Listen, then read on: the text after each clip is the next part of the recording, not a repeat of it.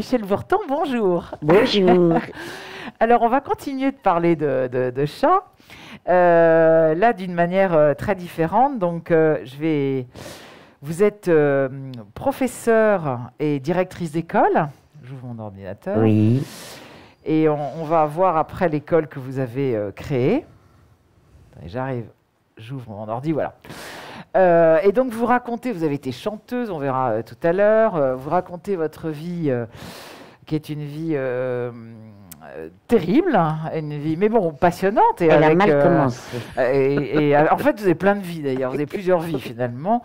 Donc, dans votre livre qui s'appelle « À l'école des chats quand les animaux nous rendent plus humains » chez Louise Courton. Alors, on va démarrer par le démarrage de votre vie qui n'est pas joyeux, c'est le moins qu'on puisse dire. Donc, en fait, vous êtes maltraité par votre mère, vous êtes ce qu'on appelle une enfant martyre.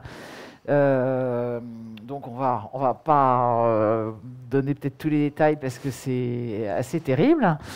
Mais voilà, comment ça se passe et jusqu'à ce que vous rencontriez votre père adoptif. Alors, de l'âge de 5 ans et demi, c'est là que les psychiatres ont décidé que ma mère était guérie, puisque la déchéance définitive en France n'existe pas.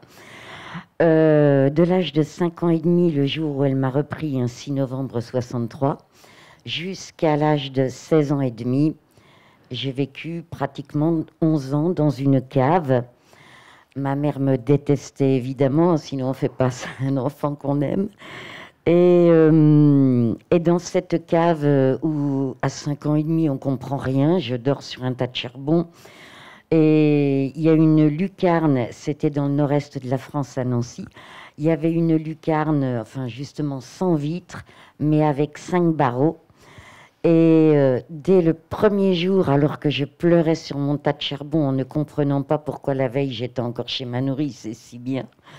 Dès le premier jour, il y a un chat qui est venu, un chat tigré, il est venu et il a ronronné près de moi. Et au fur et à mesure que ma mère me martyrisait de plus en plus, puisque je sonne à tous les aéroports avec des épingles dans le corps, au fur et à mesure que ma mère me torturait de plus en plus, il y avait de plus en plus de chats. Et j'en avais régulièrement 6 ou 7 qui m'ont tout appris, c'est-à-dire quand j'avais des membres cassés pour me coucher de 5 à 16 ans. Pour me coucher sur le tas de charbon, c'était très difficile.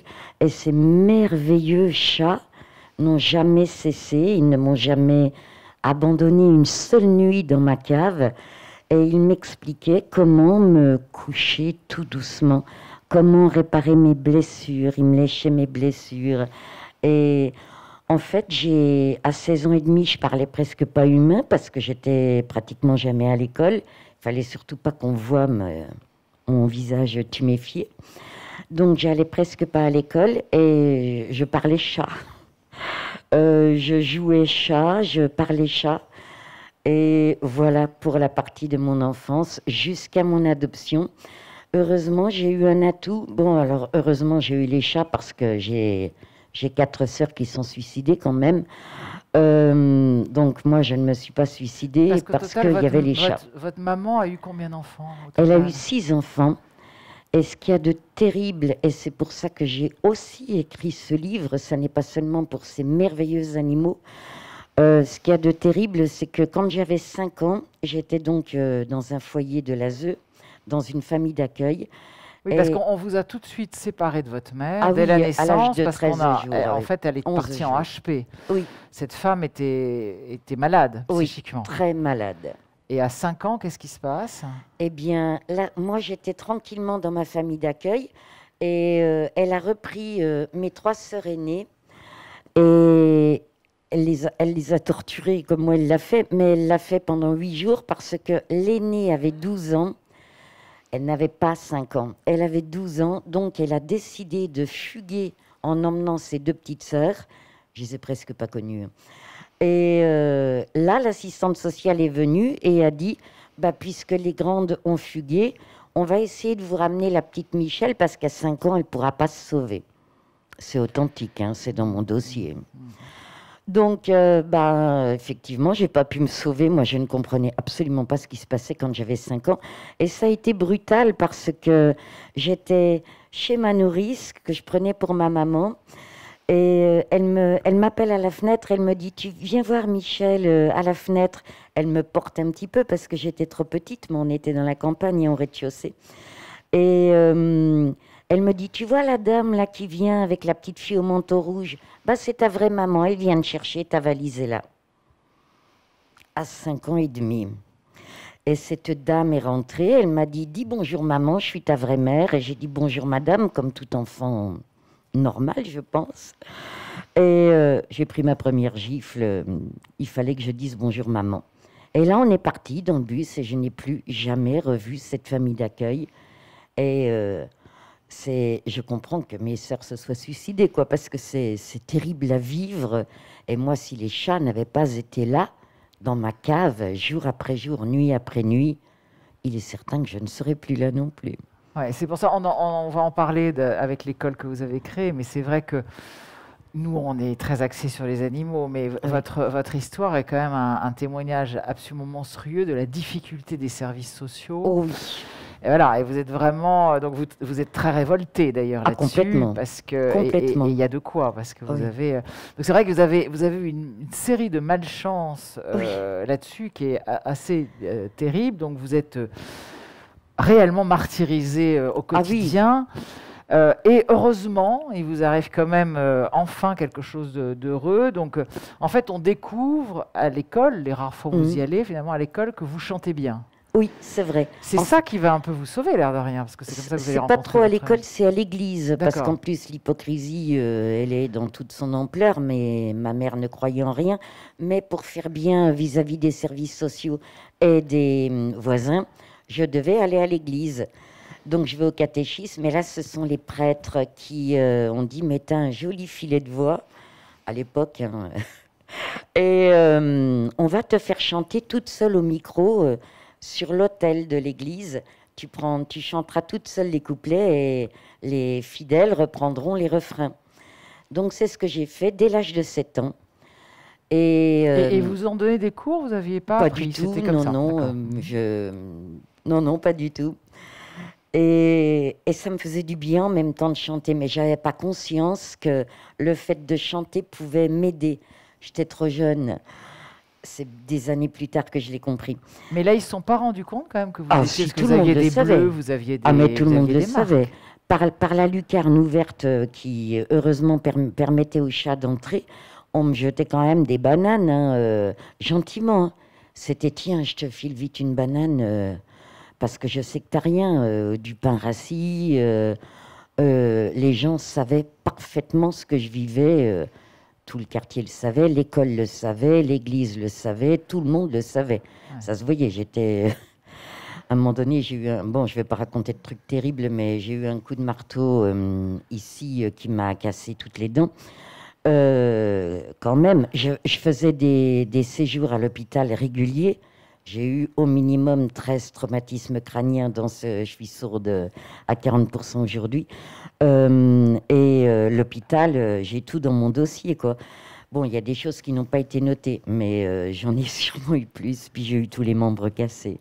Vous pensez que ça et après on va repartir sur nos chats, vous pensez que ça évolue un peu quand même, ça? Parce que c'est tellement hallucinant. Pas du tout. Ah. C'est ce que je disais à une dame dans le public tout à l'heure. Fin 2018, on avait encore notre école d'ouverte dans le Vaucluse et on a eu 2 cas de maltraitance pure. Et on a prévenu les services sociaux. Alors, ils nous ont dit que c'était anonyme. Ils ont commencé par dire c'est Michel Bourton et Céline Bruzat qui nous ont passé ce coup de fil. Ils préviennent, bien sûr, avant d'arriver. Hein, ça ne change rien. En 68, c'était pareil, ou en 70. Et là, les parents nous ont menacés de mettre le feu à l'école. Les enfants n'ont même pas été entendus. Et ça s'est terminé par une grave tentative de suicide sur une des 2 gamines. Non, ça n'a rien changé aujourd'hui. Il y a beaucoup de choses à faire. Bon, alors reprenons sur votre vie. Donc vous chantez Et vous rencontrez quelqu'un qui va vous sauver, en dehors des chats, parce qu'après on va développer pour les chats, mais quand même pour votre vie déjà, que tout le monde comprenne un peu ce que vous avez vécu. Donc vous rencontrez celui qui va devenir votre père adoptif. Tout à fait, Jean. Et en fait, il vous repère surtout parce que vous chantez bien, c'est ça? Ben voilà. Donc c'est le chant aussi qui vous a sauvé là, mais de oui, rien. mais c'est constitué de miracles, et heureusement que le destin existe. Ma mère a autorisé une seule fois que je sorte pour faire une première partie avec une seule chanson. J'avais 16 ans et demi. Et elle a autorisé une seule fois que je sorte pour chanter cette chanson sur scène dans une MJC de Nancy. Et ce monsieur était avec les artistes qui devaient faire le spectacle.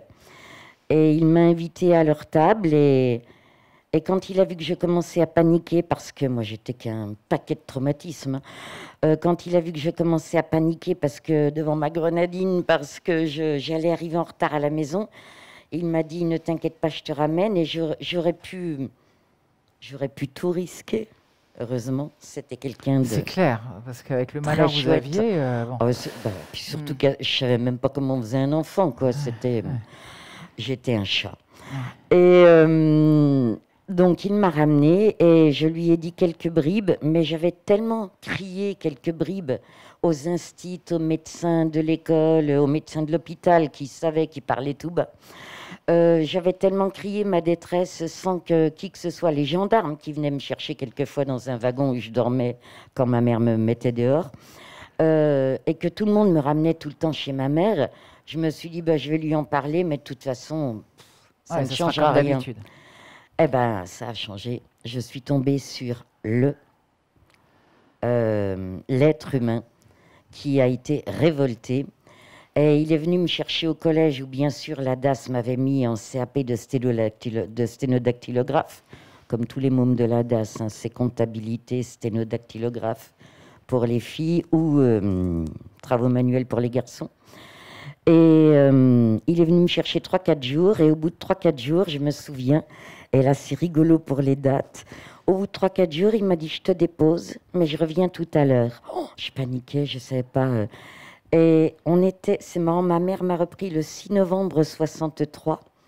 Et là, c'était le 6 novembre 72 ou 13, je ne sais plus. Mais c'était un 6 novembre.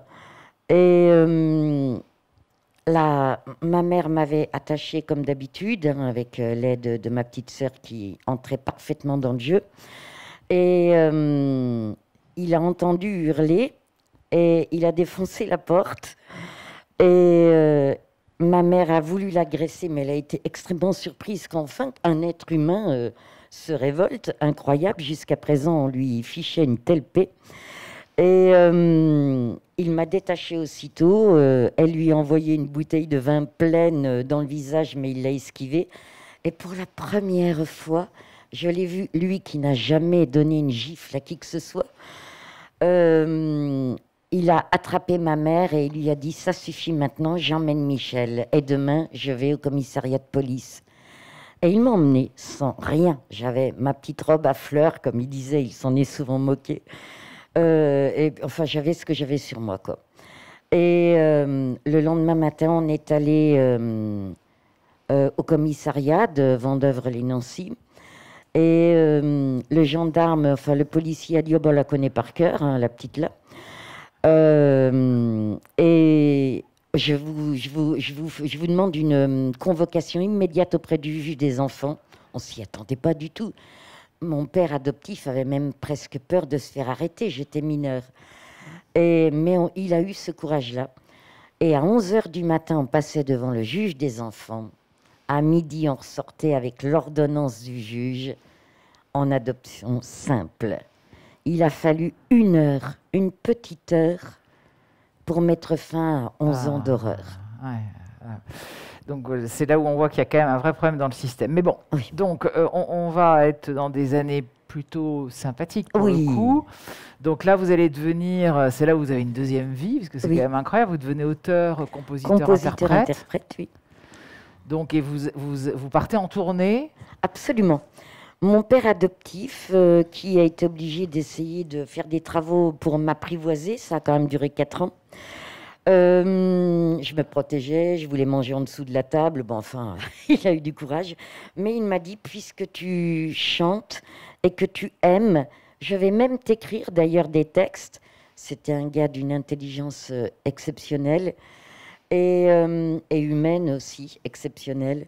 Et on a monté tout un spectacle en l'espace de 6 mois. Et tout de suite, j'ai fait les scènes de France, même d'Europe.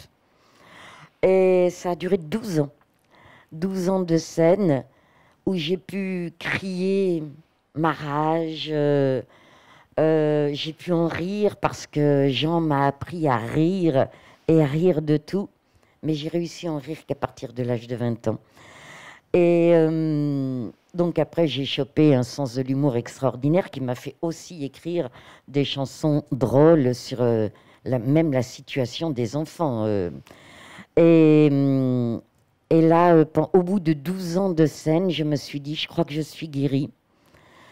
Et je suis jamais allée voir de psychiatre. Et je pense que j'étais guérie. Pourquoi? Bah, déjà, mon père n'aimait pas trop les psychiatres. Il me disait parle, chante-le, crie-le. Oui, c'était une autre façon. Voilà, une autre façon de l'exprimer.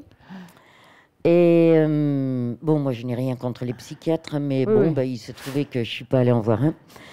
Et à 28 ans, donc vous rechangez de vie. Je rechange de vie à 28 ans. Je deviens monitrice auto-école, puis inspecteur du permis de conduire, où j'ai jamais maltraité un élève. Et là aussi, j'avais trop le sens de l'humour pour continuer. Par exemple, un créneau raté, je disais, bon, on va bien pouvoir marcher jusqu'au trottoir. Et moi, c'était de l'humour et il y avait des élèves qui pleuraient. Je me suis dit, oh là là. Et après, je me suis dit, je vais passer mon bac. Alors là, évidemment, tout mon entourage était mort de rire.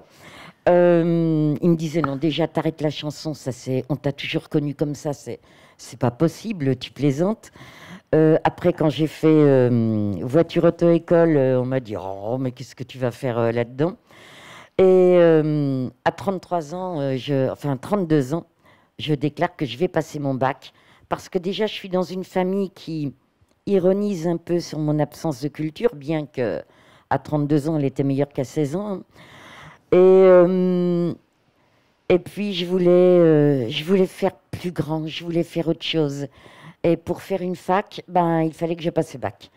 Et je l'ai passé. Ouais. Mon père m'a beaucoup aidé parce que c'était le seul qui disait, allez, au début, on l'a même caché, c'était le seul qui disait, allez, tu vas y arriver, tu vas y arriver. Et bien sûr, je l'ai eu avec mention bien à 33 ans. Et sur les bancs de la fac, le mois de septembre d'après, je me souviens que c'était très drôle parce qu'à 33 ans, j'étais donc assise à la fac et les jeunes bacheliers de 18 ans me regardaient en ayant l'air de se dire, c'est un prof ou pas? Non, j'étais une élève qui venait d'être bachelière, tout comme eux. Donc là, vous passez, vous passez un doc de droit, une licence de lettres modernes, enfin, vous faites des vraies études. Oui. Vous devenez prof. Oui. Là, vous découvrez une vraie vocation, finalement. Ah, complètement. Et là, vous prenez conscience de la difficulté de beaucoup d'élèves. Oh oui. Et là, ça fait tilt avec votre histoire personnelle. Exactement. Ça fait vraiment tilt avec mon histoire personnelle parce que je vois des élèves paumés. J'ai des classes je suis prof de la 6e à la terminale. Enfin, j'ai même assisté en fac, mais bon. Je vois des élèves, surtout au collège et au lycée, qui sont... c'est vraiment, tu marches, tu suis ou tu sors. Voilà, c'est pas compliqué. J'ai des classes de 36 élèves, 38 élèves en collège et en lycée, et je me rends compte que je ne peux absolument pas les aider. Alors, ça me rend malade, et je commence à faire quelque chose au bout de 12 ans seulement, quand on me donne une classe de 45 adolescents en 3e. Et là, je me suis dit, c'est impossible. Hein. Pourquoi je viens ici? Je viens pour toucher mon salaire à la fin du mois. À ce moment-là, j'en suis là. Et j'aide donc tout ce que je peux, c'est-à-dire que le soir, après les cours, c'est gratuit. Je préviens les parents, je dis, vous pouvez venir avec votre enfant, je vais l'aider gratuitement. Et très vite, on se rend compte que en l'aidant gratuitement, cet enfant, il reprend confiance en lui, il passe de 5 de moyenne générale à 16. Mes collègues m'en veulent d'ailleurs parce qu'ils me disent non mais on va bientôt nous forcer à faire la même chose. Je comprends d'ailleurs leur pensée à ce moment-là, mais bon, moi je le fais. Je les aide bénévolement. Et il y en a 5 ou 6 qui reprennent confiance en eux et qui nous grimpent dans les moyennes et qui me disent merci, j'y serais jamais arrivée, mais maintenant je sais que je peux, j'ai pas à sortir, j'ai pas à aller en orientation forcément. Je n'ai rien contre l'orientation quand elle est voulue, Bien quand sûr. elle est désirée. Et là, je me suis dit, waouh, je m'étonne moi-même. Et chez moi, évidemment, j'ai des chats, ça va de soi. Je me rendais compte que les élèves étaient apaisés aussi par mes chats. C'était pas seulement parce que cette prof qu'on appelle Madame en classe et qu'on appelle Michel ici, qui nous fait un petit chocolat et qui nous aide à faire nos devoirs, il y avait aussi les chats. Et quand j'ai eu ces 45 élèves, là, je me suis dit, bon, je m'en vais. Je suis en train de devenir quelqu'un qui va en cours pour toucher son salaire à la fin du mois. Je m'en vais. D'autant plus qu'à ce moment-là, il y a la ménopause qui arrive et tous les os que j'avais de brisés, non réparés ou réparés, se fracturent à nouveau. J'ai donc 6 vertèbres fracturées. Je ne tiens pas debout depuis plus de 10 minutes, un quart d'heure. Et j'ai été en fauteuil d'ailleurs.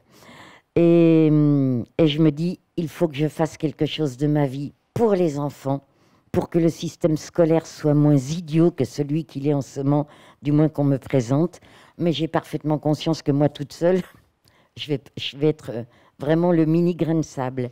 Mais je me suis dit, sois le mini grain de sable et fais ce que tu as envie de faire. Et ce que vous avez envie de faire, c'est donc là, on arrive à une autre encore partie de votre vie qui est votre vie actuelle. C'est quand vous créez l'école Candide. Tout à fait. Donc c'est une école que vous créez en 2012, Oui. avec une pédagogie qui est liée à la rencontre-thérapie, mais il n'y a pas que ça. En fait, elle est basée sur trois éléments. Oui. Il y a le fait que je décide de n'avoir que 15 élèves par classe. Ça, c'est déjà énorme, ça. C'est énorme. Et c'est un bonheur aussi pour l'enseignant de pouvoir dire, toi, Christophe ou Laïla, je ne sais pas, viens, tu ne comprends pas quelque chose, c'est mon rôle de t'aider. Viens, je vais t'aider. Ou je viens vers toi. Et pour être sûr de ne pas dépasser ce nombre d'enfants, on a construit les classes, parce qu'évidemment, c'est nous qui avons tout fait, on a construit les classes de façon à ce qu'elles ne puissent pas accueillir plus de 15 enfants. Donc, la pédagogie Candide que j'ai fondée et qui est déposée, c'est 15 enfants par classe, pas un de plus. C'est pas de devoir à la maison jusqu'en classe de 3e, parce que je me dis qu'un enfant a besoin de vivre sa vie d'enfant. Et faire les devoirs jusqu'à 10h du soir, quand les parents me disaient dans l'enseignement public, vous savez, c'est moi qui les termine, ces devoirs. Et je disais, bien sûr, oui, je vous crois, je vous comprends, mais... oui, et puis c'est voilà. ce que vous dites, c'est source d'inégalité, parce que justement, quand vous étiez enfant, vous ne pouviez pas les faire, les devoirs. Bien sûr, et les devoirs, là, tout le monde, effectivement, bénéficiait d'une certaine d'une profonde même, pas certaine, d'une profonde égalité, puisqu'on aidait aussi bien le petit qui ne s'en sortirait pas chez lui parce que ce n'était pas le milieu social, voilà. Qui aurait pu l'aider sans critiquer personne, mon Dieu, surtout pas. Bien sûr. Et puis, ça aidait aussi bien l'adolescent ou l'enfant qui était dans un milieu social privilégié. Donc là, ils étaient tous dans une réelle égalité. Et puis la troisième partie, c'est avec les chats. Et oui, et la troisième partie, c'est avec les chats. Quand j'ai dit... Et alors, je fais signe à la régie parce que du coup, vous nous avez donné des photos de vos élèves avec les chats. Donc, on va faire, ça va passer en diaporama, ou pendant que vous nous racontez votre... cette formidable expérience. Là, on voit comment ça se passe. Donc, les chats sont complètement libres, c'est ça? Complètement. C'est le principe de votre pédagogie. Donc, ils sont libres, ils passent d'une classe à une autre, ils vont où ils veulent. Ils vont où ils veulent. Ils ne sont surtout pas utilisés, parce qu'il y a toujours des mauvaises langues qui disent c'est une honte d'utiliser les chats. Bien sûr que non.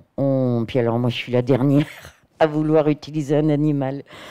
Ils ne sont pas utilisés, ils sont libres. Ils ont même une chatière qui leur permet de sortir du bâtiment de l'école. Et ils peuvent aller dans l'île sur la Sorgue s'ils veulent, puisque l'école était située à l'île sur la Sorgue, dans le Vaucluse. Et ces chats, là on le voit, étaient là tous les jours. Et là, moi-même, j'ai découvert des expériences que je n'aurais jamais imaginées. Et c'est merveilleux ça. Quand j'ai créé cette école, je me suis dit, je vais y mettre des chats, parce que les chats m'ont tellement aidée. Je sais quel est leur pouvoir à ce niveau-là, quand face à quelqu'un d'angoissé, de timide, qui n'a pas confiance en lui. Je connais ce pouvoir des chats pour l'avoir tellement expérimenté pendant 11 ans. Et puis chez moi toute ma vie, évidemment. Et j'ai donc placé 15 chats dans l'école pour 75 élèves du CP à la 3e générale. Et ces chats qui étaient libres d'aller où ils voulaient dans l'île sur Sorgue étaient toujours avec nous. Alors ça, c'est la première surprise. Bien sûr, j'expliquais aux enfants, et ça c'est capital. Ça me hérisse un peu le poil, parce que dernièrement, j'ai vu qu'une école avait amené un chat dans son établissement, où il y a des classes de 30, 35 élèves. Et là, je ne suis pas d'accord. Là, nous n'en avions que 15 et nous leur expliquions à nos élèves comment bien traiter un animal. Donc, c'est souvent d'ailleurs en le laissant tranquille. Nos élèves savaient pourquoi il ne fallait pas leur tirer la queue si le prof tournait la tête, ou leur couper une petite moustache parce qu'ils ont tous des ciseaux, évidemment.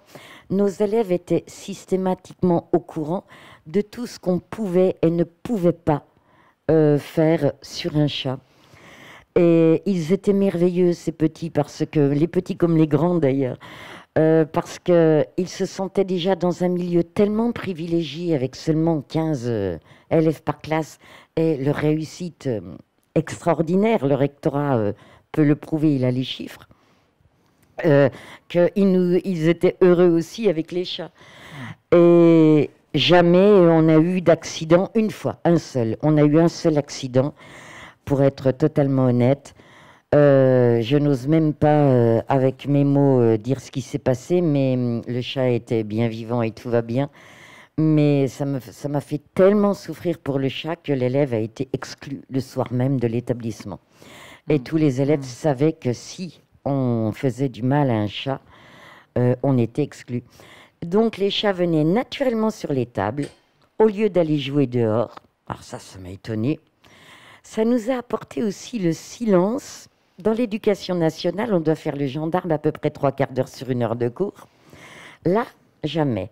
Parce que les élèves entre eux se disaient « Chut, tu sais que le chat a besoin de calme, donc si vous parlez trop fort, les chats ne viendront pas. » Et quand les journalistes ou les futurs parents venaient voir notre établissement, ils disaient « Mais c'est incroyable le calme qui règne dans votre établissement. » Bah oui, c'était en grande partie là, grâce au minou. Oui, parce que quand vous parlez des journalistes, vous avez un vrai succès médiatique. On en parle beaucoup. Oui, oui. Mais bon, après, il y a un problème avec le propriétaire de l'école qui veut récupérer les locaux. Donc, vous êtes obligé de la fermer. Oui.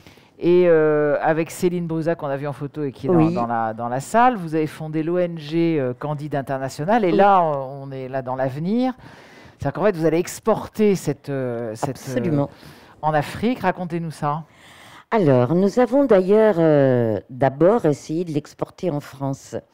Quand l'école Candide dans le Vaucluse a fermé, nous avons contacté tous les maires MAIRES de France pour savoir s'il y en avait un qui pourrait accueillir une école Candide.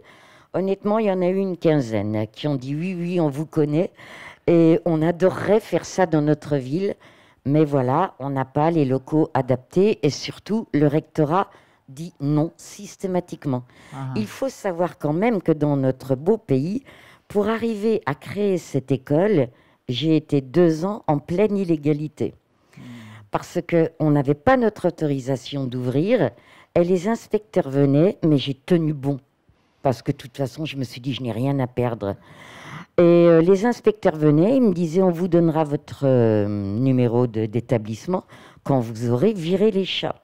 Et je disais, ben non, je ne les virerai pas. Alors de temps en temps, pour m'en débarrasser, je disais, bien sûr, je vais le faire demain matin. Et comme ils revenaient tous les ans, il y avait les chats. Et à partir du moment, c'est pour ça que je remercie, moi ça n'est pas hypocrite, je remercie vraiment les journalistes du monde entier d'ailleurs, puisqu'on est passé sur tous les continents. À partir du moment où les journalistes nous ont médiatisés, j'ai même été convoquée au rectorat avec Céline Bruzat. Et ils voulaient nous mettre sous contrat d'État. Je dis, mais les chats, ça ne gêne plus. Alors, mais non, bien sûr que non, ça ne gêne plus. 15 élèves par classe au lieu de 22 minimum, c'est plus gênant non plus. Bien sûr que non, ça n'était plus gênant. Mais malheureusement, quand on a fermé, les rectorats divers ont refusé aux maires des villes de créer une école avec des chats. D'accord, donc du coup, vous êtes malheureusement pour l'instant obligé de partir à l'étranger. Voilà, dans les pays francophones, parce que il faut que je puisse, en anglais, je me débrouille moyen, il faut que je puisse vraiment expliquer aux écoles étrangères, enfin à l'étranger, comment appliquer cette pédagogie qui donne des résultats mais absolument fabuleux, même chez des enfants autistes. C'est incroyable. Mais ça, vous allez nous expliquer après quand même les bienfaits incroyables du chat là-dessus. Oui. Mais du coup, là, votre projet est avec l'ONU, c'est ça? Oui, donc on a été appelé à l'ONU pour faire une conférence. On a loupé que celle de cette année, je crois, ou de l'année dernière. Oui, c'est toujours en décembre. Je crois qu'on en a loupé 2 à cause de la crise sanitaire. En tout cas, celle de décembre, là, on n'y est pas allé parce que crise sanitaire aussi, c'est à Genève. Et grâce à l'ONU de Genève, on a entendu parler de l'UNESCO et on a fait une demande. Pour l'instant, on attend la réponse parce qu'on travaille avec les ODD, ce sont les objectifs de développement durable de l'ONU au niveau de l'éducation et de la protection de la nature avec, bien sûr, les animaux. Alors là, ça nous a donné à Céline et à moi une idée absolument géniale et on y arrive. C'est en Afrique. Voilà. Et c'est pour l'instant. Alors, vous en êtes tout de ce projet parce que c'est vrai que c'est assez. Il stagne. Donc, vous l'avez adapté à l'Afrique, hein, justement, parce qu'il n'y a pas que les chats dans l'école que vous voulez créer. Hein. Et non, voilà. Moi, je veux passer le restant de ma vie à lutter déjà pour l'éducation des enfants, qu'elle soit moins incohérente qu'elle ne l'est jusqu'à présent. Et je veux lutter pour que le monde animal puisse vivre à nos côtés. Et je veux pouvoir le dire à haute voix, nous avons besoin des animaux, beaucoup plus qu'eux ont besoin de nous. Et donc là, c'est en Afrique qu'on a répondu en premier. Il y a eu d'autres pays mais les projets les plus aboutis, c'est en Afrique, c'est au Bénin et au Togo. Très vite, le Togo a suivi, c'est le pays voisin. C'est un hasard. Et au Bénin, par exemple, où c'est vraiment le projet le plus abouti, on est en relation avec un certain Pierre Chanou, qui est notre référent. Il travaille pour l'INFRI. On ne va pas rentrer dans les détails, mais en gros, il travaille pour le ministère de l'Éducation nationale au Bénin. Et le ministre de l'Éducation au Bénin est tout à fait ouvert, tout à fait d'accord.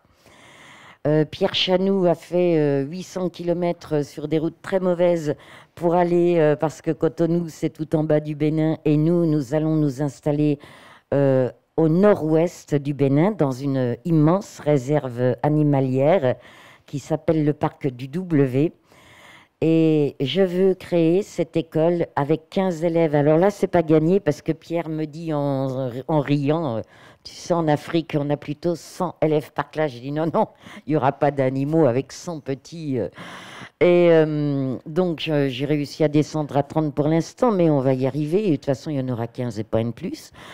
Et il y aura des chats. Évidemment, comme je suis allée me promener souvent dans des pays d'Afrique, je me suis demandé si au Bénin, le chat était un animal domestique. En Tanzanie, par exemple, on ne voit pas un chat. C'est le cas de le dire.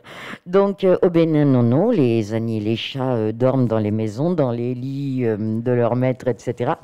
Donc, dans cette école du Bénin, le but, évidemment, d'avoir 15 élèves par classe, d'appliquer la pédagogie Candide et d'y amener des chats sans les traîner. Hein. Non, non, c'est eux qui vont faire comme à Candide, à l'Île-sur-Sorgue, bien sûr, je le sais maintenant, qui vont venir naturellement sur les bureaux des élèves.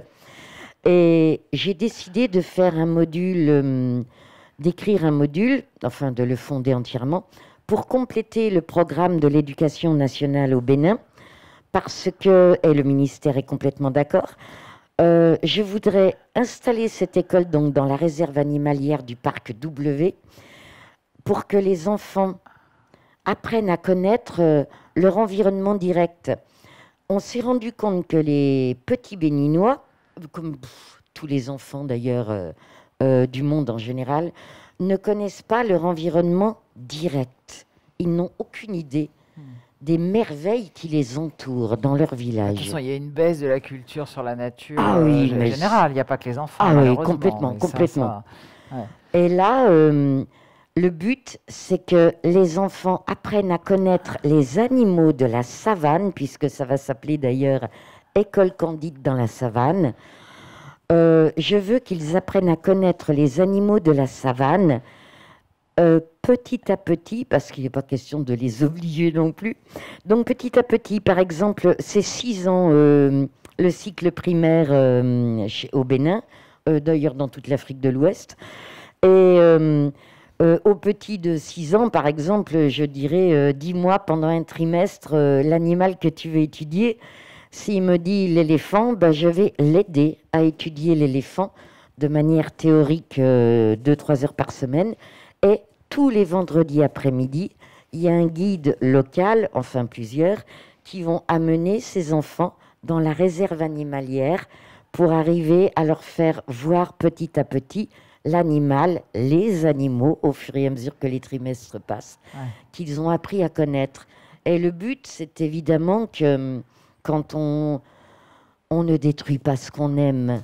Donc, quand on apprend à connaître le monde animal, la faune sauvage ou domestique, comme là avec les chats, et puis la nature, on sait bien que s'il n'y a pas d'acacia, il n'y a pas de girafe non plus. Hein.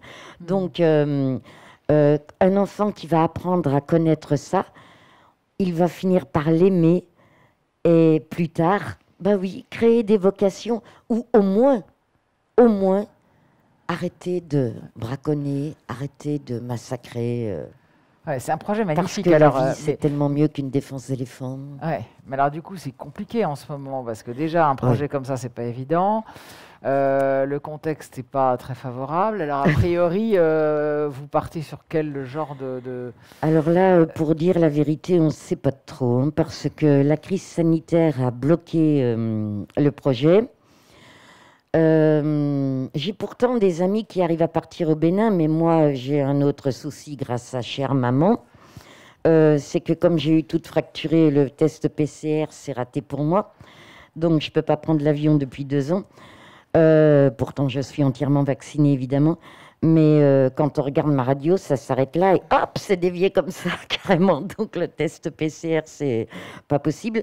Pour aller au Bénin, il faut que j'en fasse je ne sais pas combien. En plus, au Bénin, ils ne sont absolument pas protégés. Le vaccin n'est pas encore arrivé. Donc, notre propre interlocuteur, qui est un homme fabuleux, Pierre Chanou, a été très, très gravement malade. 8 mois d'absence, allons-y, Covid bien sûr. Et puis, il y a la question géopolitique qui vient se greffer dessus depuis quelques mois. Pierre nous avait dit en riant, parce qu'on se voit beaucoup par visio, le Bénin est le pays le plus stable qui soit, mais il est moins stable en ce moment. L'Afrique de l'Ouest est en train de bouger. Il y a des attaques djihadistes. Le Mali a créé d'ailleurs deux attaques en plein cœur du parc où on doit s'installer. Donc c'est un peu difficile. Mais enfin, le but, c'est de ne jamais lâcher prise et de se dire qu'on va y arriver. Parce que si on commence à baisser les bras, il faut oser aller au-devant de ce que presque la loi nous autorise. Alors évidemment, on ne va pas enfreindre la loi, hein, bien que pour ouvrir l'école, on l'a ouvert sans autorisation. Mais il faut aller au-delà de ce qui nous semble possible pour arriver. Et dans les autres projets, parce qu'après on va parler des chats, mais donc vous m'avez parlé d'un one-man show, enfin woman show sur votre vie ou d'un film, enfin. Oui. Parce que vous avez quand même une vie. Oui, spéciale, effectivement. Oui, donc, et peut-être que ça permet aussi de faire passer beaucoup de messages. Donc, oui.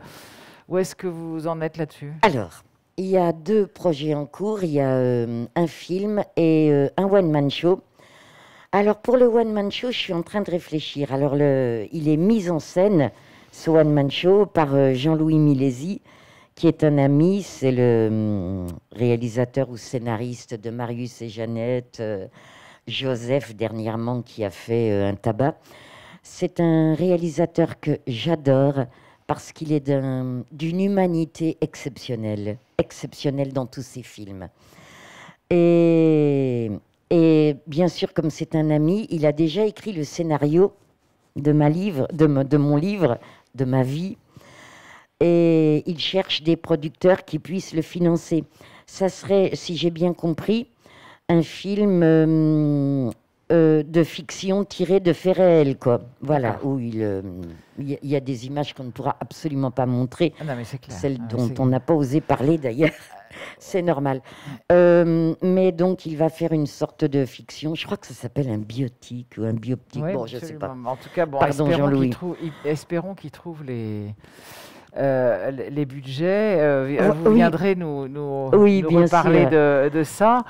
Et le one-man show, c'est pareil. Voilà, et le one-man show. Alors, c'est... Enfin, woman show. Oui, oui, woman show.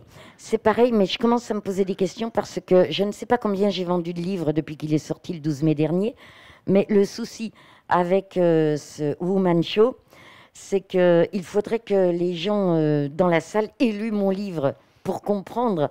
Alors, il est très drôle, hein, parce que moi, je ne suis pas d'humeur triste. Il est très drôle. Il n'y a que 2 ou 3 chansons un peu nostalgiques. Sinon, je me moque de moi-même, je me moque de cette vie, je me moque de ma mère, je me moque même de mes peurs que j'ai eues avant de rencontrer Jean. Et il est très drôle, mais pour le comprendre, je crois qu'il faudrait vraiment que les gens aient lu ce livre. Bon, je sais qu'il se vend, hein, le livre, mais donc pour l'instant, j'attends encore un peu. Je vais en parler avec lui. On se voit très bientôt avec Jean-Louis. D'accord. Alors, je voudrais qu'on revienne au chat. Oui. Donc déjà, comment est-ce que... Parce qu'on parle beaucoup de la ronron-thérapie. Oui. Est-ce que vous pouvez nous rappeler rapidement ce que c'est que la ronron-thérapie? La ronron-thérapie, je vais être moins bonne que mon prédécesseur ici sur ce plateau en tant qu'éthologue. J'espère qu'il est parti.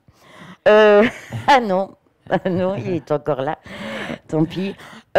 Il complétera, si besoin. Il complétera. La ronron-thérapie, c'est un terme créé par le professeur Jean-Yves Gaucher, un vétérinaire toulousain, qui a écrit sur le fait que quand on caresse... Bon, moi, je ne suis pas vétérinaire du tout. Quand on caresse un chat... Nous avons dans les mains ce qu'on appelle des corpuscules de Pacini. Et quand on caresse le chat, les vibrations provoquées par son ronronnement passent par nos nerfs pour arriver à nos cerveaux et déclenchent la sérotonine, en fait, en gros, l'hormone du bonheur. Et c'est authentique. Le ronronnement fait aussi baisser la tension artérielle. Le rythme cardiaque aussi. Oui, favorise la guérison des blessures. Alors ça, j'en sais quelque chose Ah, c'est dans ce que ma j'allais cave. vous dire, c'est est-ce que petite, vous avez commencé à le ressentir, ça, Ah quand oui, les chats ah étaient oui, avec vous et oui, léchaient oui. vos blessures, etc. Donc, Ah oui, oui, tout à fait. Il léchait mes blessures et je me laissais faire parce qu'ils exigeaient que je me laisse faire. Sinon, j'avais droit au coup de patte comme entre eux, hein. Et bien sûr, j'ai vu très vite que mes blessures guérissaient beaucoup plus vite quand les chats me léchaient mes blessures. Alors que quand j'ai été quelquefois assez rarement dans des foyers, parce que quand même de temps en temps les médecins à l'hôpital s'affolaient, donc j'ai été que pour 8-10 jours à chaque fois dans les foyers, ça a dû arriver 2-3 fois, mes blessures ne disparaissaient pas du tout aussi vite. Et puis la blessure mentale surtout, la blessure psychologique. Vous vous rendez compte que j'arrivais à rire dans ma classe, j'allais dire. Dans ma classe aussi, je riais énormément. Dans ma cave, j'arrivais à rire. Et à un moment donné, il y a même une maman chatte qui est venue. Et moi, je me suis réveillée sur mon tas de charbon. Et elle avait mis bas. Et j'entends ce que j'appelle dans mon livre des petits chatouilles. Parce que je n'ai pas trouvé de mots pour mettre un mot de la langue française sur ce langage. Je me retourne.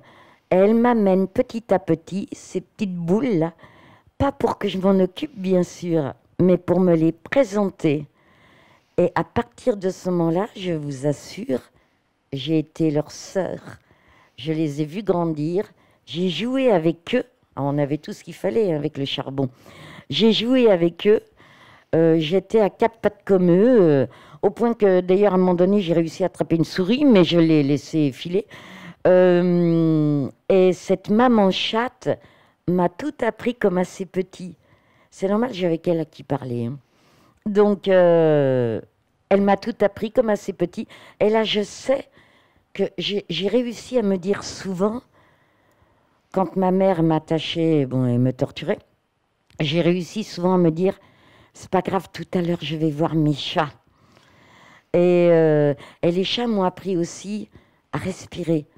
Eux entendaient ma mère au deuxième étage, enfin, on habitait au deuxième étage, mais la cave était forcément 3 étages plus bas.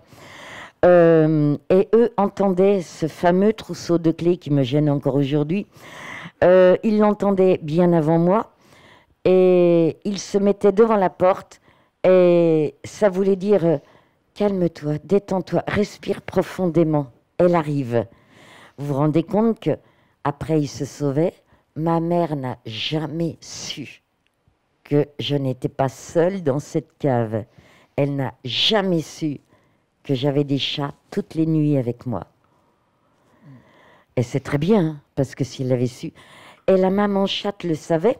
Quand ma mère arrivait dans la cave, ou pour me jeter, ou pour me prendre brutalement, la maman chatte avait appris à ses petits à ne pas faire de bruit. Ma mère n'a jamais su que je n'étais pas seule. Quand on parle du bienfait donc des chats sur les enfants, dans l'école aussi, vous le voyez, vous dites que les chats vont instinctivement aller toujours vers les élèves qui, comme par hasard, étaient ceux qui en avaient le plus besoin. Tout à fait. On l'a vu d'ailleurs, on sait qu'il y a un chat qui dans un hôpital qui allait, on en parlait ce matin, qui allait vers les gens en fin de vie. Oui. On a l'impression que le chat a un instinct comme ça oui. assez étonnant. Oui. Vous l'avez constaté dans l'école Candide. Alors, ça n'est pas qu'une impression, hein, c'est une certitude absolue. Tout le monde a eu, je pense, tous les gens qui ont des chats ont vécu au moins une fois, je pense, sinon c'est pas possible, on a mal quelque part ou on a mal au ventre, le chat vient instinctivement sur nous et son ronronnement et sa chaleur nous calment ce mal de ventre.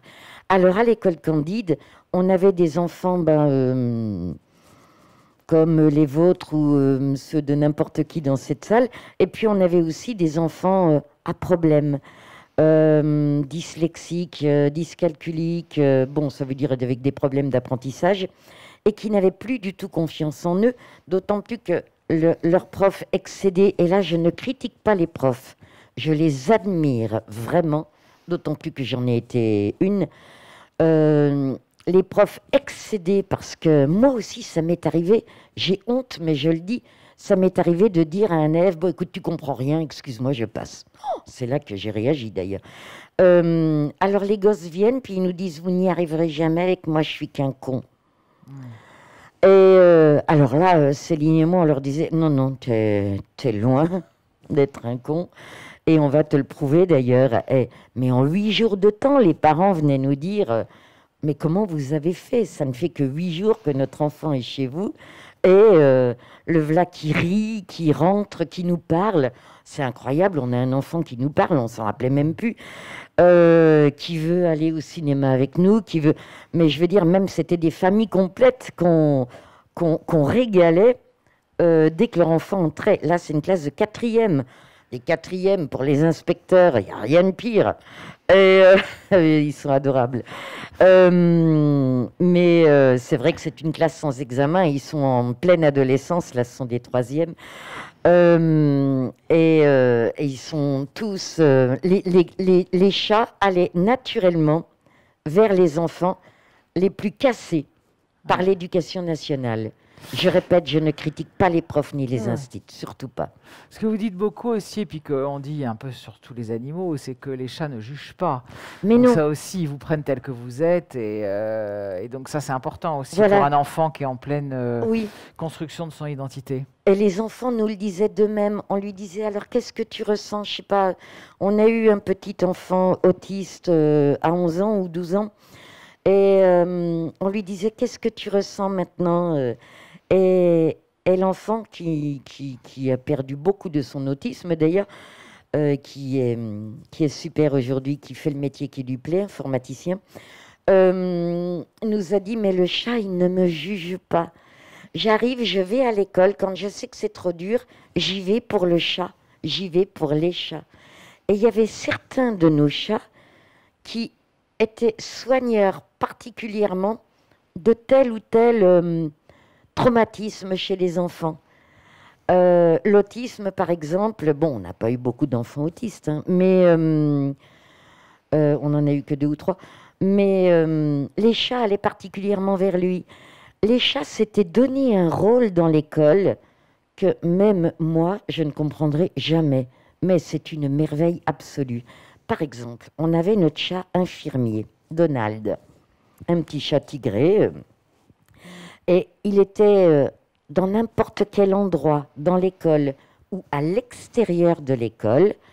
On avait un enfant qui venait à l'infirmerie et qui disait « j'ai mal au ventre » ou « j'ai mal à la tête ». La procédure, c'était de le faire s'allonger sur le lit de l'infirmerie, d'appeler les parents bien sûr, et de leur demander de venir chercher leur enfant. Donald, 2 minutes après, il était dans l'infirmerie. On n'a jamais compris. C'était notre chat infirmier, comme on disait en riant entre nous. Donc Donald arrivait, il se jetait sur le lit, l'enfant était tout content, il avait le chat pour lui tout seul. Et généralement, quand ses parents arrivaient, il disait « ça va, je suis prêt à retourner en cours ». À la fin, on attendait carrément. Hein. Bon, Donald, il arrivait tout de suite. Et on attendait quelques minutes avant d'appeler les parents. Bon, les parents, heureusement, ils n'ont pas râlé souvent, mais c'était bon, on est venu pour rien. Il y avait Mickey, un chat rouquin, qui adorait aller avec notre ami Alain. Et Alain faisait passer de la musique aux enfants pour leur donner une certaine culture musicale. Mickey adorait la musique. Dès qu'Alain mettait en route l'ordinateur pour faire écouter telle musique, tel compositeur, Mickey, il arrivait en courant, il s'installait. Il adorait ça. Il adorait aussi la salle de maths. Là, c'est ma classe la dernière année où j'ai une petite écaille de tortue absolument merveilleuse. J'oublie son prénom là sur l'instant. Et qui adorait les petits de cet âge-là, qui allait rarement avec les grands. Et Là, c'est les bébés qui sont nés chez nous. Ah oui, parce qu'il est même arrivé un miracle que je ne m'expliquerai absolument jamais. Il y a une dénommée Pomponnette, parce qu'on l'a appelée comme ça. Un jour, Céline et moi, nous étions dans mon bureau. Pas de chat dans mon bureau, sur le moment présent. Et il était 21h. Et c'est marrant parce qu'on sortait des 3 jours de formation absolument obligatoire, organisés par la LOF ou le LOF. Et c'était 3 jours de formation pour avoir le droit d'avoir plus de 5 chats avec des enfants. Et donc, nous avions réussi notre examen. Donc, c'est intéressant à préciser parce que là, c'était le lendemain. Là, ils sont tous à la bibliothèque. Le lendemain, Céline et moi, on travaillait tard. Et tout d'un coup, on se regarde et on entend un tout petit bruit qui nous fait penser à un nouveau-né. On se dit, c'est pas possible. Et Céline, elle se précipite sous mon bureau et on voit une chatte grise qu'on ne connaît ni d'Ève ni d'Adam, qui est en train de mettre bas.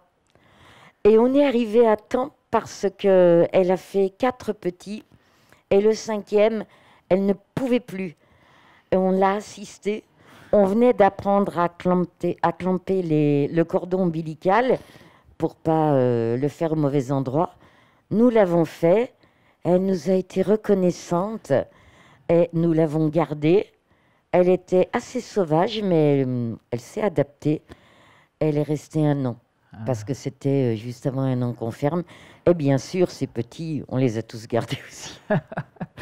Alors, on va tout à l'heure, vous allez nous chanter 2 chansons. Oui. Ça, c'est chouette pour des chansons sur les animaux. Mais avant, je vous propose qu'on prenne les questions oui. Du public.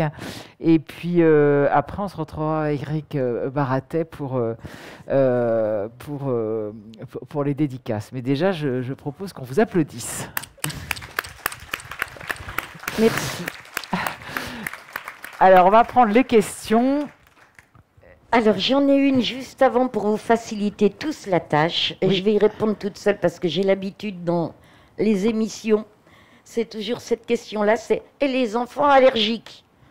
Alors, il faut savoir qu'on était un groupe scolaire privé hors contrat et qu'il y avait des multitudes d'écoles, de collèges et de lycées autour de nous et que, bien entendu, aucun parent, sachant son enfant allergique, n'est venu nous voir.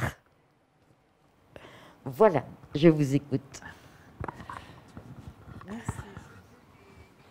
Attendez, il faut que vous ayez un micro parce qu'on ne vous entend pas du tout. Merci de votre intervention et de votre histoire qui est très très émouvante et de tout ce que vous avez construit. Et je me demandais, puisque malheureusement votre école a fermé, que sont devenus les chats? Alors, je ris parce que c'était la dame de la question c'était la question de la dame qui est devant aussi. Les chats ont tous été donnés à des amis sûrs. Et on a bon, moi j'en ai pris une. Hein. Il y en avait une qui me suivait partout, la petite Nala, et une chatte noire. Et je l'ai recueillie. Donc, on a 5 chats à la maison. Et il y a des profs qui ont pris des chats chez eux, j'ai toujours des nouvelles, et des parents d'élèves qui ont... j'ai pratiquement toutes les semaines des nouvelles, par exemple, de Donald, qui est le roi de la maison, et qui était notre fameux chat infirmier. Ils sont en merveilleux état.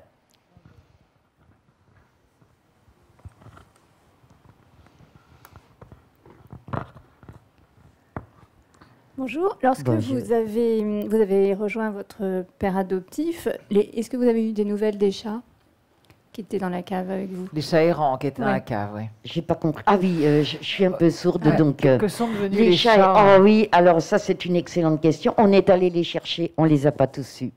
Mais en sortant du tribunal, on était chacun d'un côté de la voiture et mon père m'a dit « On va chercher les chats ?» Je dis « Oui, on y va ». Et on y a passé toute la journée, mais on ne les a pas tous eus. Mais on en a ramené 5. Et mon père avait un chien, pas commode au début avec les chats. Et tout le monde s'est très, très bien entendu après un petit temps d'adaptation. Mais c'est une belle question. parce que pour moi, c'était indispensable. De toute façon, vous avez toujours vécu avec des chats, du coup, je suppose que maintenant, et je serais incapable de vivre sans chat. Alors, je voudrais juste vous lire des commentaires d'internautes. Oui.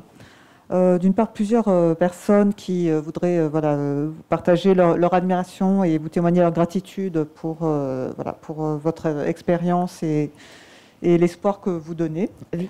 Et une remarque d'une personne qui dit « Les règlements sanitaires administratifs absurdes et contraignants en France privent tant les enfants que les patients en EHPAD et dans les hôpitaux de l'apport thérapeutique des chats. » Il semble que ce soit le cas de l'école aussi. Merci beaucoup, mais je n'ai pas tout compris, franchement. Je crois avoir entendu que dans les centres médicaux ou les centres... Les EHPAD, c'est pareil, c'est un des drames. Voilà. Oui, il est temps de les accueillir, les chats. C'est compliqué d'un point de vue logistique, mais c'est vrai que... Et c'est vrai, hygiénique aussi, il faut le dire. Nous, on a un chat à la maison qui est malade et il ne faut pas que nos amis laissent leur sac à main par terre, par exemple. Il faut bien le reconnaître. Bon, on l'adore, donc on ne le fait pas euthanasier, mais tant qu'il ne souffre pas. Mais bon, oui, il y a un problème d'hygiène aussi. Par exemple, pour ce cas-là, mon petit pirate, il a tendance à faire pipi un peu partout. Donc oui, je reconnais que... Mais c'est tellement bien d'accepter enfin, parce qu'on y arrive. Il y a même un hôpital à Dijon qui a constaté qu'en mettant un chat dans un service pédiatrique et dans un service gériatrique, que les personnes sortaient 8 jours avant la date prévue. Ça, c'est extraordinaire. Mais ça commence un petit peu, puisqu'il y a le fameux cheval, vous savez. Qui Oui, va bien dans sûr. C'est quand même hallucinant que les hôpitaux autorisent un cheval à rentrer. Ah oui, quand même... Alors bon, il a quand même, on le nettoie avant, etc. Mais enfin bon, c'est quand même... Mais enfin, ça reste très, très marginal. Et c'est vrai que c'est compliqué. Oui, absolument. Une question encore en ligne. Comment pouvons-nous vous soutenir dans vos projets ? Ah, ça, c'est une belle question parce qu'on a une ONG, on fait régulièrement des appels aux dons et je dois bien avouer que nous avons eu 200 € en tout et pour tout depuis 2019. Donc, en tant que personne handicapée, je ne perçois que 900 € par mois. C'est très, très difficile de prévoir ce voyage au Bénin.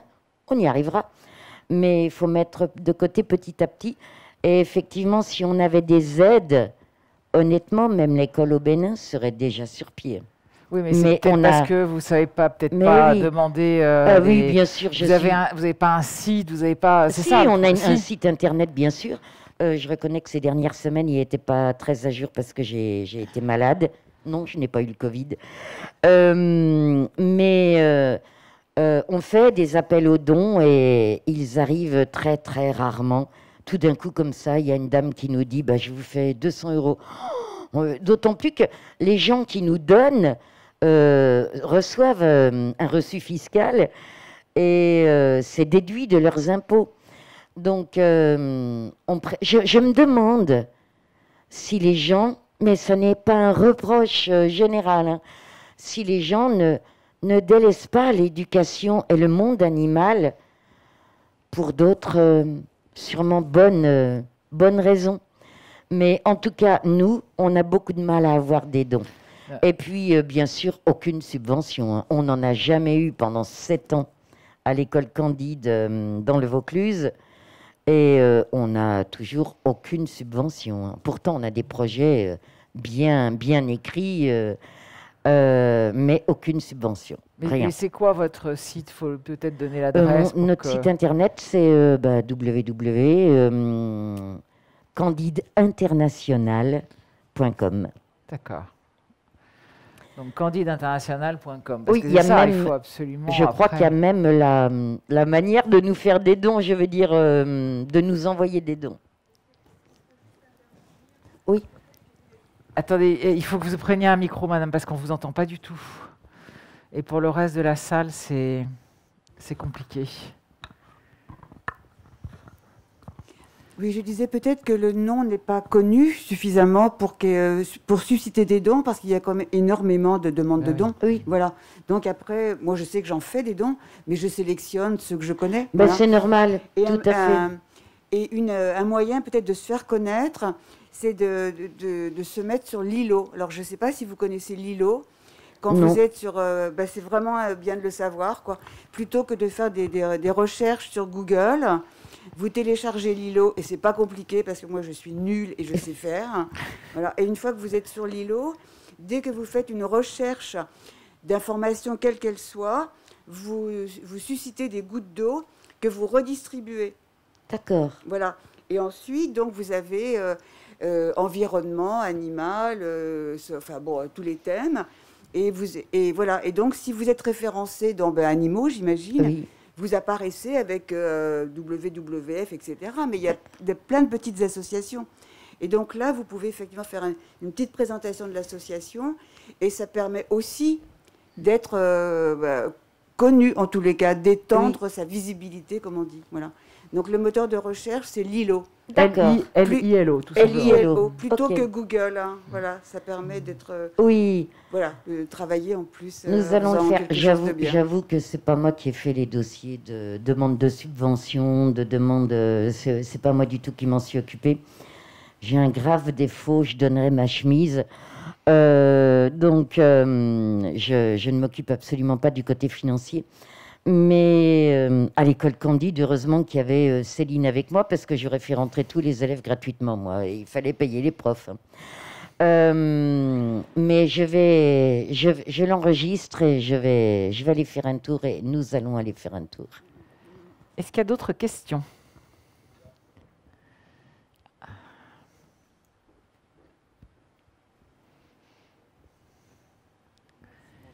Je me demandais, puisque vous avez l'air aussi de porter une importance particulière à l'éducation des enfants, quels étaient les coûts pour rentrer dans cette école et quels sont les résultats effectifs et que sont devenus ces enfants? Parce qu'il y a les chats, mais il y a aussi les enfants.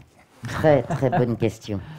Alors, les coûts, pour moi, c'était très cher, hein, surtout pour moi qui n'ai que 900 € par mois, c'est hors de prix. C'était 400... Combien? 400... 390. 390, voilà. C'est dire si je ne m'occupais pas du côté financier. 390 €, donc pour entrer dans cette... par mois. Et pendant 12 mois, parce que c'était lycée sur 12 mois. Bon, évidemment, chaque année, vous vous en doutez, maintenant que vous me connaissez un peu mieux, on a accueilli une dizaine d'enfants absolument gratuitement. Parce que les parents ne pouvaient pas.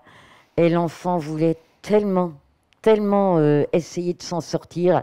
Il disait, allez, celui-là, ça mettait notre comptable hors de lui. Mais nous avons accueilli chaque année quand même une dizaine d'enfants gratuitement. Et la deuxième question, je vais faire comme les politiques, je vais vous répondre dès que vous me l'aurez rappelé.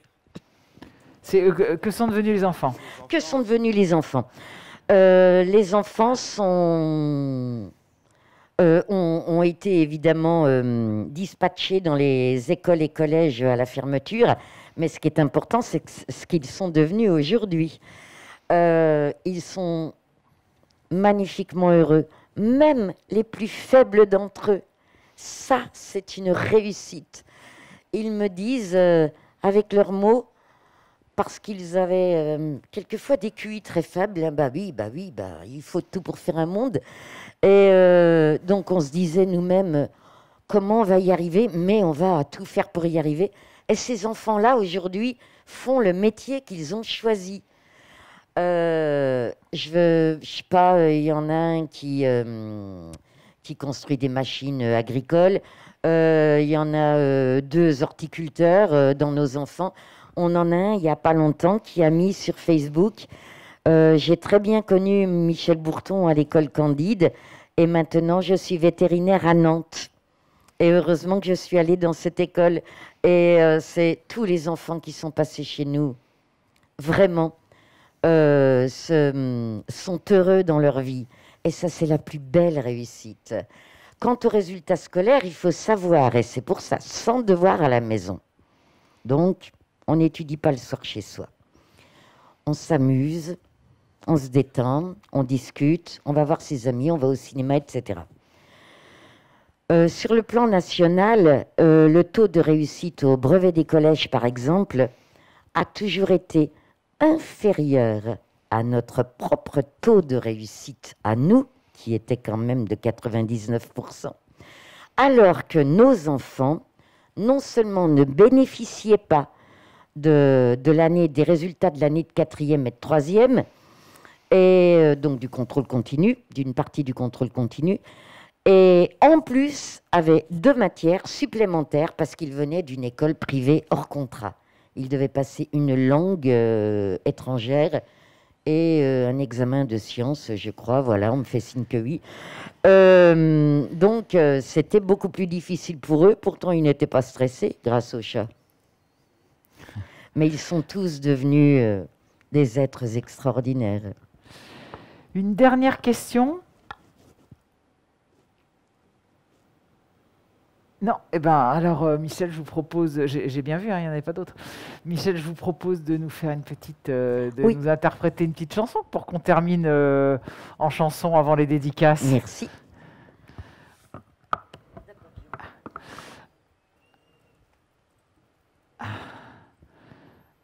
On n'a pas souvent l'habitude d'avoir quelqu'un qui chante, donc on se dit que c'est chouette. Donc à la guitare.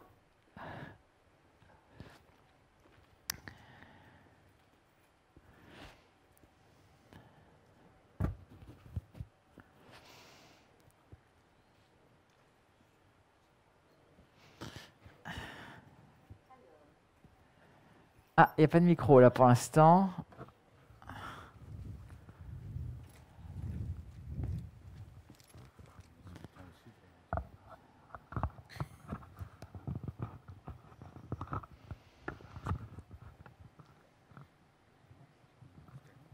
Il a eu beaucoup de mal, notre brave technicien, parce que je fais qu'1m58 et c'est difficile de régler les micros aussi bas. La première chanson est de Henri Tachant. On pourrait croire que c'est contre le loup. Bien sûr, c'est pour le loup. Là, je suis en train de me faire insulter par tous les éleveurs de brebis, mais bah oui, c'est pour le loup.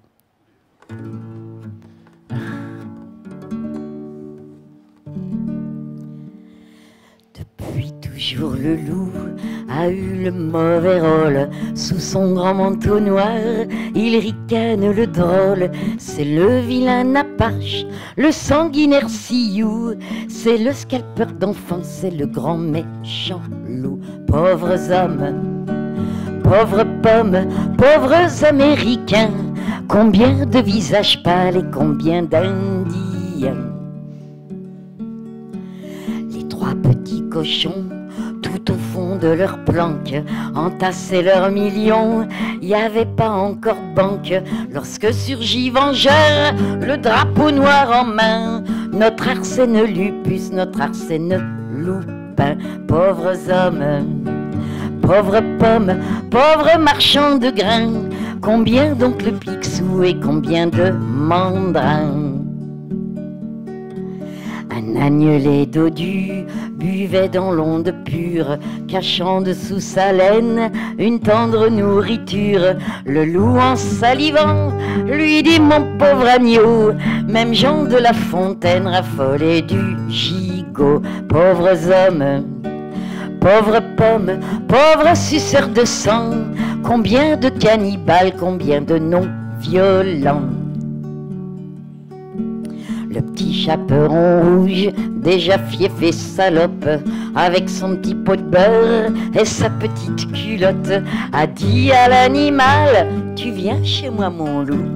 À une pareille invite qui refuse qui de vous. Pauvres hommes, pauvres pommes, pauvres et tristes tapins.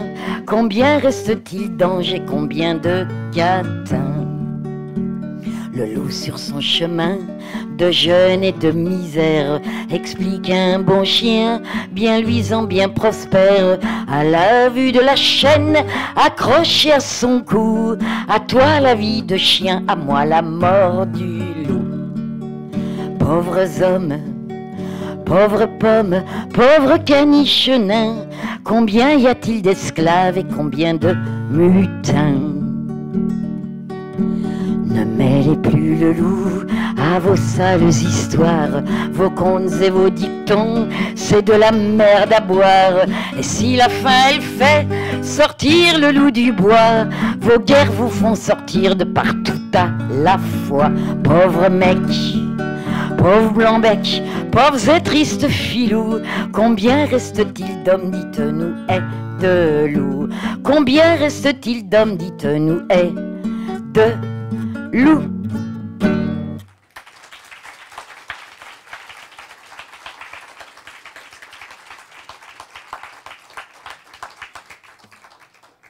Celle-là est un peu plus nostalgique, mais j'aime tellement tous les animaux, sauf les vipères.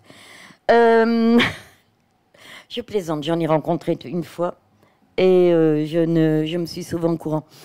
Je les aime tellement, mes animaux, que celle-là, c'est pour mon chat.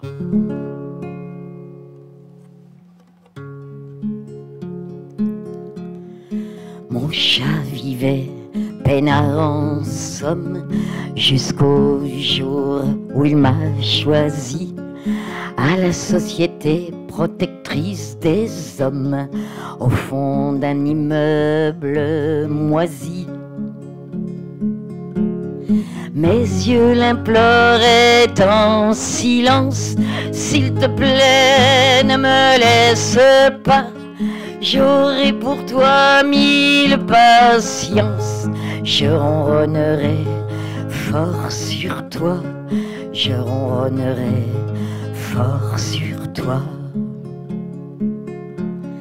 Mon chat m'emmène dans le jardin, courir derrière de faux poussins.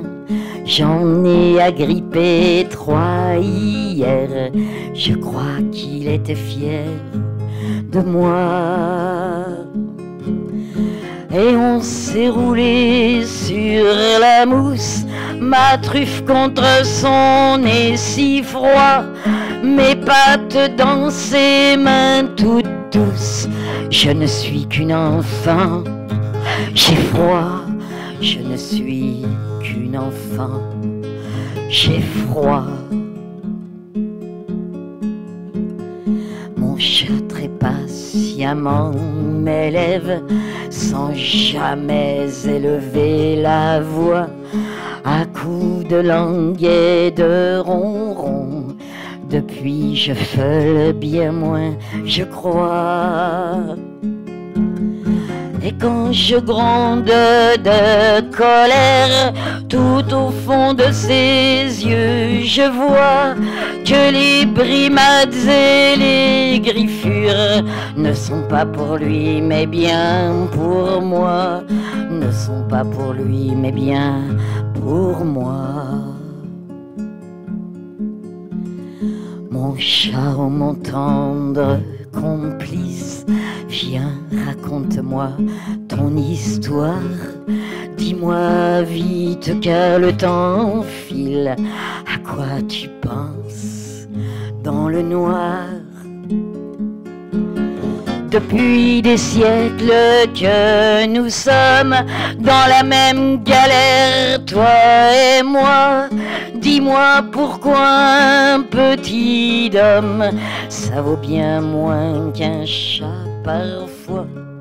Ça vaut bien moins qu'un chat. Souvent.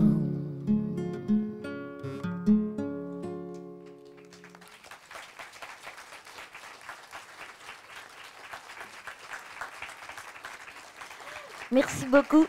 Merci. Merci Michel. Vraiment merci beaucoup d'avoir conclu cette journée en chanson, avec une chanson en effet nostalgique, mais je vous donne rendez-vous tout de suite pour la dédicace des ouvrages d'Éric Baratet et de Michel Bourton. Je voudrais remercier toute l'équipe de la Cité des Sciences et de l'Industrie, Anne Grange notamment, qui fait un travail remarquable. Et puis Carole Gouel qui m'a beaucoup aidé. Et puis toute l'équipe technique. Puis je vous remercie tous d'être là, c'est génial. Et vous aurez toutes les conférences qui ont été filmées sur le site de l'Animal et l'Homme. Et puis, je vous donne rendez-vous au 4 février 2023, à moins que certains viennent à l'Université d'été de l'Animal, qui est fin août en Bretagne. Mais de toute façon, vous avez toutes les infos sur l'Animal et l'Homme. Mille merci et prenez soin de vous surtout.